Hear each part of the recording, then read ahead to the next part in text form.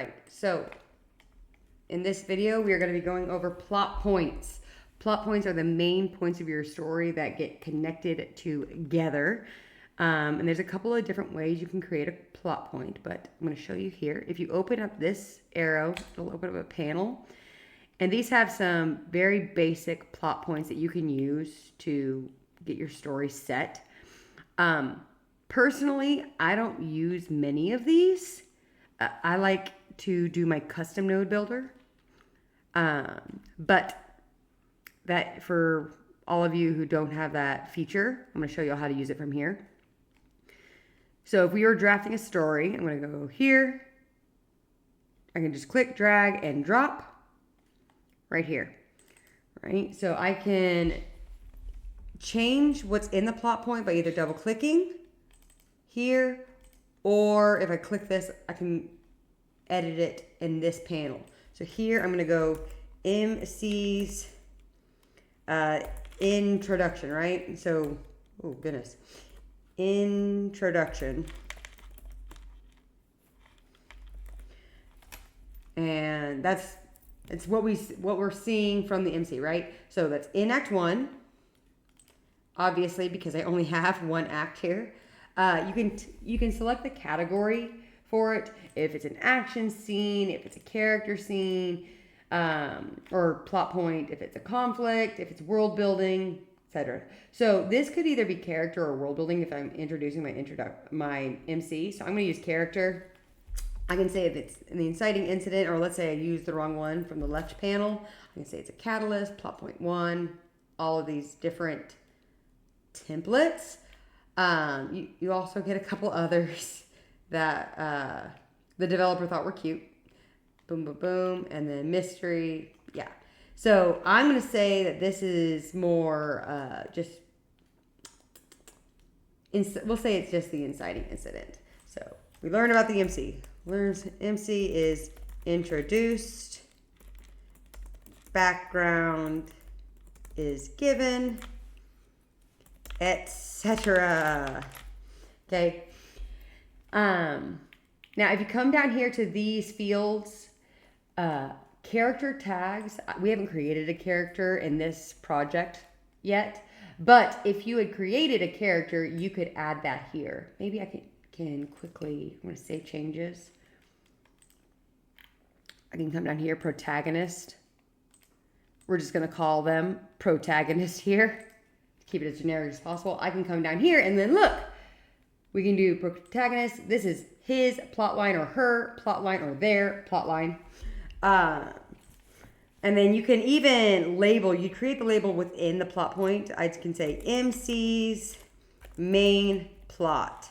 Hit enter, and then boom, there he is. So anytime you're filtering, you will know the plot points.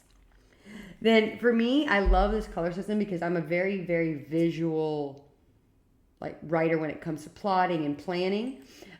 So if this is, I would consider this more boring information. I would make that probably like a light green.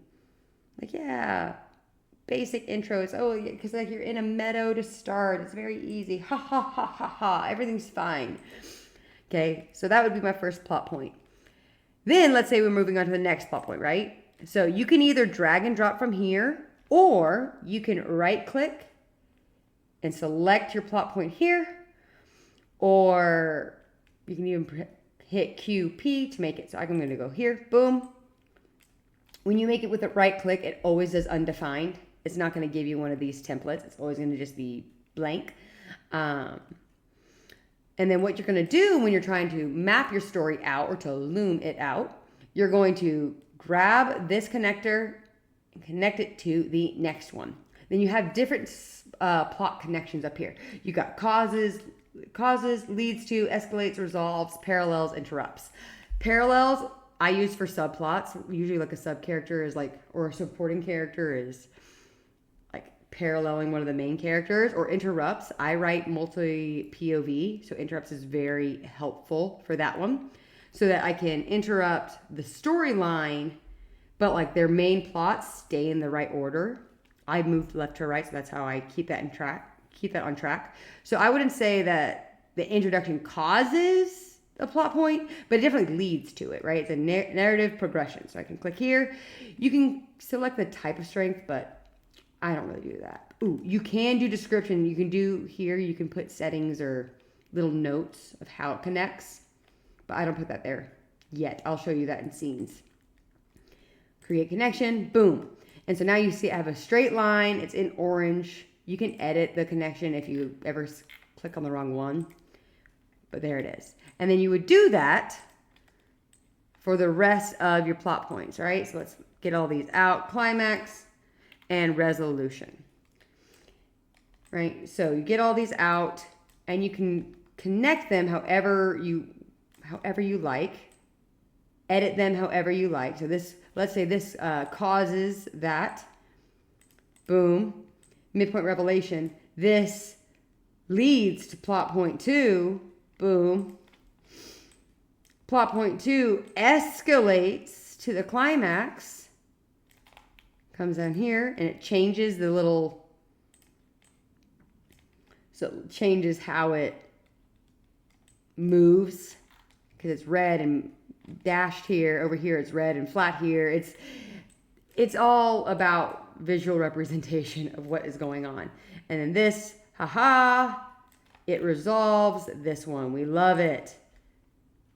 Okay, it's green, it's resolved, yay. Okay, so these are the basic plot points, and a little touch on the character. But yeah, so if you ever are confused on how to use plot points, that would be it.